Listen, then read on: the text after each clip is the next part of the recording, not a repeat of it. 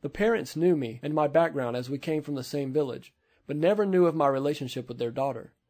Alice then introduced me to them as a man she has chosen to marry. The parents were shocked, but after some discussions with her, agreed on the condition that they would further my education. Alice rejected their offer and requested that I be allowed to live with her in her own flat. The parents could not accept this, but she insisted. They had a strong argument for 4 days, and under some unexplained influence, they agreed, and I moved in with Alice. Alice, a very beautiful girl, told me that she was an accountant with the Standard Bank, and that she would make me rich and give me all that I needed in this life, and said, "Just settle down and enjoy yourself." My first impression about Lagos was true after all. Few months ago I was in a small hut in a small village, surrounded by hatred, starvation, and suffering, and here I am, living in a big city, in a well-furnished flat, with a beautiful wife who had promised to give me all that life could offer. She showered me with gifts, money, clothing, love. I never knew that the world was filled with these good things. The devil indeed is a deceiver.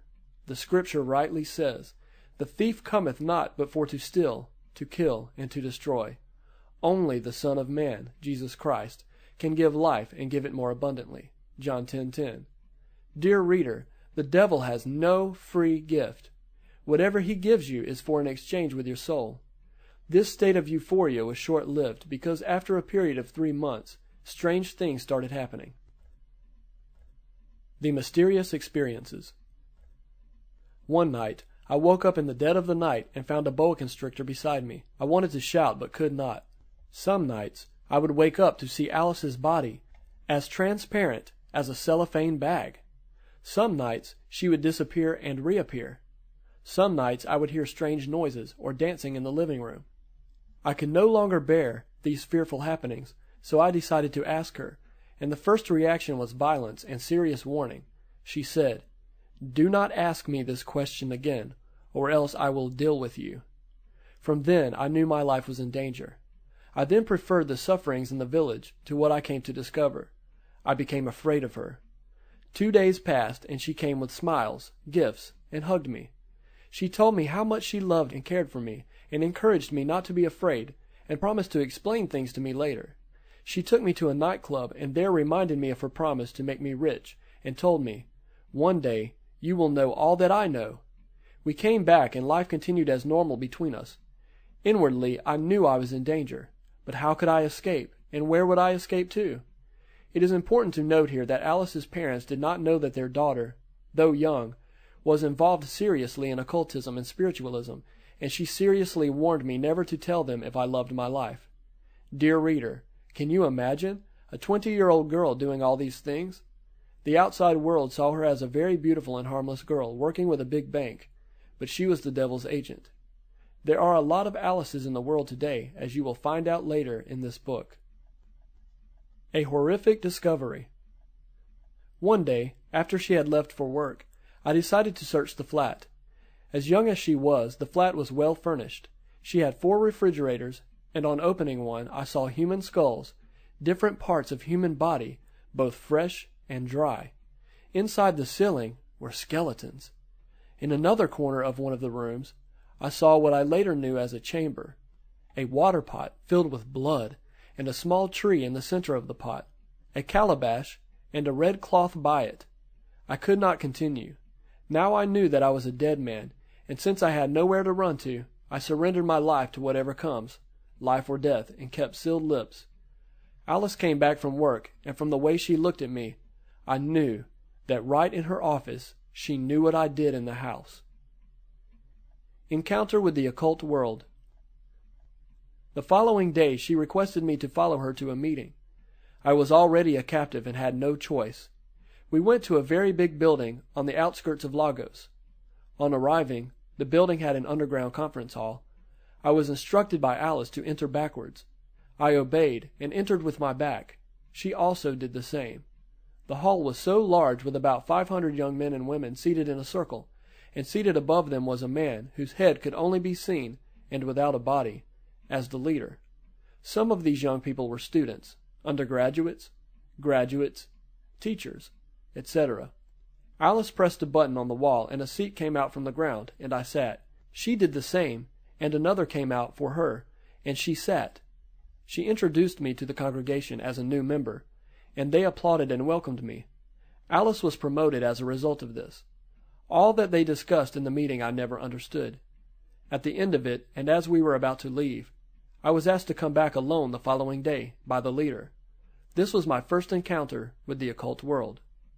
That same night at 2 a.m., and this is the usual hour of meetings and dangerous operations by all the forces of darkness and their agents, Alice woke me up and revealed certain things to me.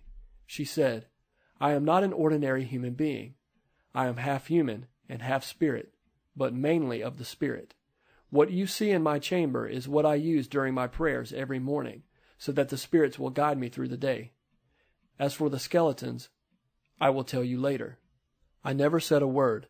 She brought out some books on world mysteries for me to read, and with my inquisitive mind, I decided to read them. Shortly I became interested, and immediately she saw that I was now interested. Unknown to me, she sent my name to an occult society in India. As previously instructed, the following day I went back to the society alone, and there met 9 others and some witnesses. We were to be initiated. We were called out to the center of the hall, and the following things were administered to us. Number 1, a concoction that looked like putty was rubbed on our bodies. This qualifies you as a full member. Number 2, a glass shot of oil-like liquid was given to us to drink. This qualifies you to be an agent. Number 3, a gunpowder-like substance was rubbed on our heads. This qualifies you to study their mysteries.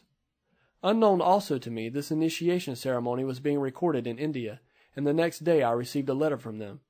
In the letter, I was instructed to stain the letter with my own blood and to post it back to them through a means they described, not the post office. I did. From this point, there was no turning back. Turning back meant death, as one was always reminded, and I knew there was no more hope for me. Covenant with Alice. Early one morning, she told me there was an important ceremony to be performed in the house. At 2 a.m., she brought a crawling child, a girl, alive. Before my eyes, Alice used her fingers and plucked out the child's eyes. The cry of that child broke my heart. She then slaughtered the child into pieces and poured both the blood and the flesh into a tray and asked me to eat. I refused. She looked straight at me, and what came out of her eyes cannot be explained in writing. Before I knew what was happening, I was not only chewing the meat, but also licking the blood. While this was happening, she said, "This is a covenant between us. You will never say out anything you see me do, or anything about me to any human on earth. The day you break this covenant, your own is gone.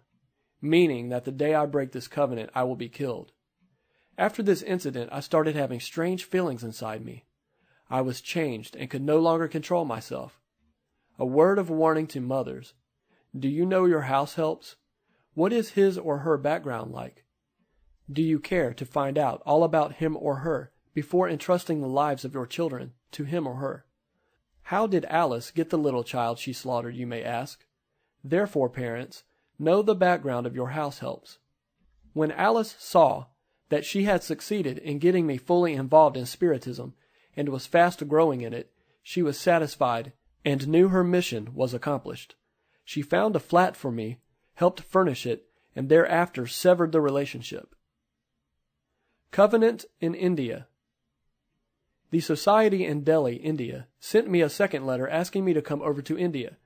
In it also I was instructed to do the following: eat excreta, eat decaying smelling rats, and to have sexual intercourse with spirits in the cemetery at night.